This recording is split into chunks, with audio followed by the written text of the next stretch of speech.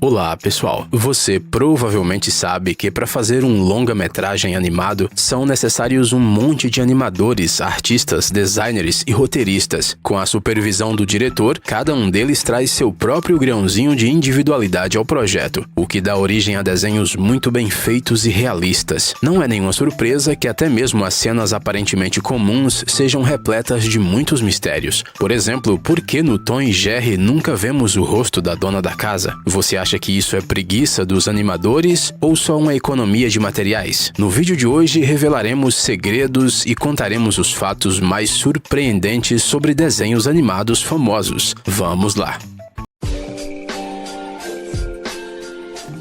Se você já assistiu Tartarugas Ninjas, com certeza se lembra dessa dupla dinâmica. O rinoceronte e o javali humanoides eram partes importantes da série animada sobre essas tartarugas mutantes e conquistaram o amor de milhões de fãs. Muitos dos momentos mais engraçados e ridículos estão associados a esses seguidores do Shredder. Quem poderia imaginar que na história em quadrinhos original não há uma única menção ao Bebop e ao Rocksteady? Pois é, mesmo no incrível mundo das tartarugas lutadoras, um rinoceronte e um javali falantes parecia algo absolutamente absurdo. Esses personagens foram especialmente desenhados para a série pelo artista Peter Laird, a pedido do fabricante de brinquedos Playmates. A empresa assinou um contrato com os criadores do desenho animado e eles precisavam de mais mutantes para aumentarem as vendas. Foi assim que uma estratégia de marketing ajudou a trazer à luz dois dos personagens mais icônicos da animação moderna.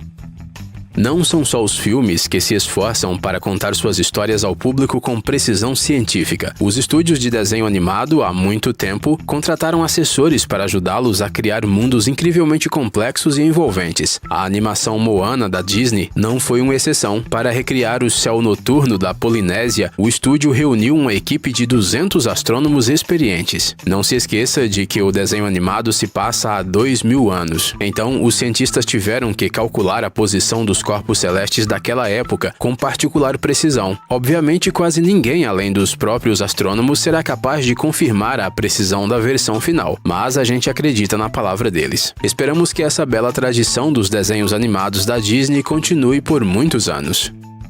Diga a verdade, você também se surpreendeu com o quão detalhado é o mundo construído pelos criadores de uma aventura Lego, né? Parece que o filme foi realmente feito com as famosas pecinhas. Para os animadores, essa não foi uma tarefa fácil. Os brinquedos de Lego têm sua própria paleta de cores, os blocos têm tamanhos padrão e as peças têm formas limitadas. Para que o espectador acreditasse no desenho, era preciso basicamente copiar os modelos reais do brinquedo. Felizmente, a empresa dinamarquesa desenvolveu uma ferramenta útil com a qual qualquer pessoa pode criar sua própria animação. Estamos falando do Lego Digital Designer, um programa gratuito com modelos tridimensionais de qualquer peça desse brinquedo. Não é de se estranhar que a maior parte do desenho foi criada usando este programa. Os designers montaram as maquetes no editor e depois as converteram para o formato desejado. A pergunta que fica é: quanto será que o estúdio economizou ao fazer as animações do Lego Batman?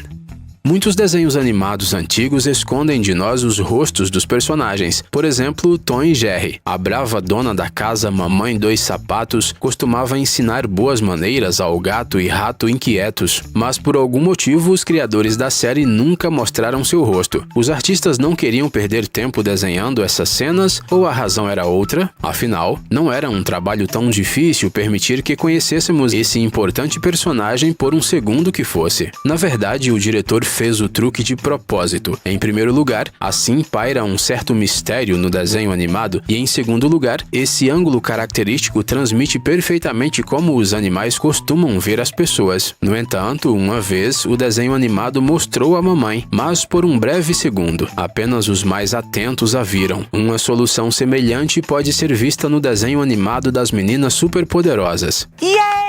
Onde o rosto da senhorita Bello também está sempre escondido do espectador. Mas há uma razão aqui. Nós olhamos para a garota do ponto de vista do prefeito, que parece não notá-la. Não pense que os animadores são preguiçosos. Talvez sejam os detalhes ocultos que acrescentem ironia ao desenho.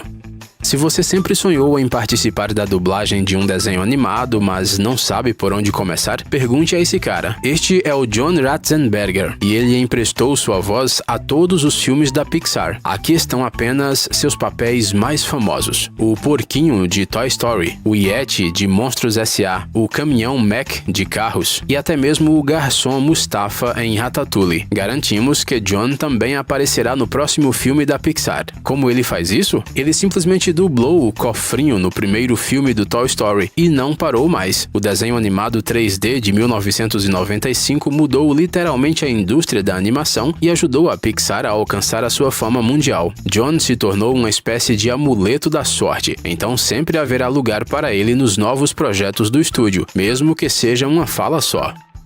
O conceito do desenho animado Tom e Jerry rapidamente se tornou popular. Crianças e adultos adoravam assistir o Jogo de Gato e Rato e o Tormento do Pobre Thomas. Mas há outra animação popular com um enredo semelhante: Coiote e Papaléguas. Temos certeza de que você reconheceu imediatamente esses dois e já está ansioso para o próximo encontro deles. Mas contaremos um fato inesperado. O desenho foi criado em 1949 apenas como uma pequena paródia do famoso Tom e Jerry. Nas sessões de teste, os espectadores amaram tanto a rivalidade entre o predador faminto e o pássaro veloz que os produtores decidiram confiar ao enredo uma série animada à parte. Desde então, as invenções engenhosas do coiote e o famoso bip bip do Papaléguas tornaram-se uma parte importante da cultura americana.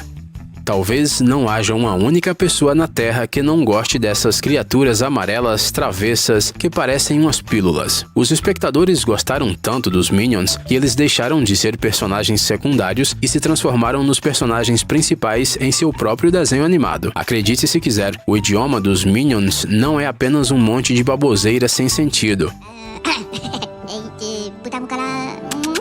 Ele não fica atrás de outras línguas artificiais como o Klingon, o Dothraki ou o dialeto da tribo Na'vi, do filme Avatar. O dialeto em comum foi criado usando a língua Esperanto como base pelos coautores do roteiro do desenho animado Meu Malvado Favorito. Você já deve ter notado que as frases dos Minions são feitas com palavras reais. Em uma mesma frase pode haver francês, inglês, hindi e a famosa banana. Claro, a maioria das frases desses amarelinhos não significa nada. Mas se você quiser, é bem possível compilar um pequeno dicionário Minion inglês.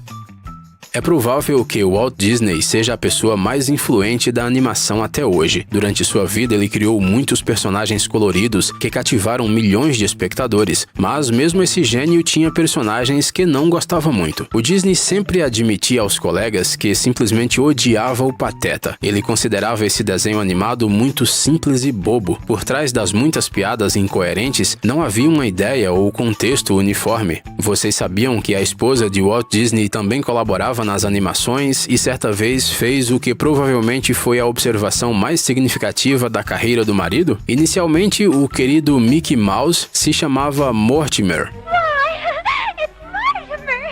Imagine o que poderia ter acontecido com este engraçado personagem se seu nome original tivesse sido preservado. Felizmente, a senhora Disney insistiu que o nome fosse alterado para Mickey. Mais tarde, Mortimer ainda apareceu em alguns desenhos animados da Disney, mas como rival do Mickey Mouse. Muitos fatos interessantes sobre o estúdio estão associados a este ratinho. Por exemplo, a primeira pessoa a dar voz ao Mickey foi seu próprio criador. E imagina só, no início da Segunda Guerra Mundial, a Grã-Bretanha decidiu desligar a rede de televisão para que ela não ajudasse as aeronaves inimigas a navegarem pelo céu. Curiosamente, o último programa exibido foi a estreia do novo show do Mickey Mouse. Quando a guerra acabou, para animar o povo do país, os donos da BBC decidiram que o ratinho seria o primeiro que mostrariam na televisão. Assim, a empresa tentou criar a impressão de que as histórias engraçadas do Mickey não pararam durante os longos 6 anos de conflito.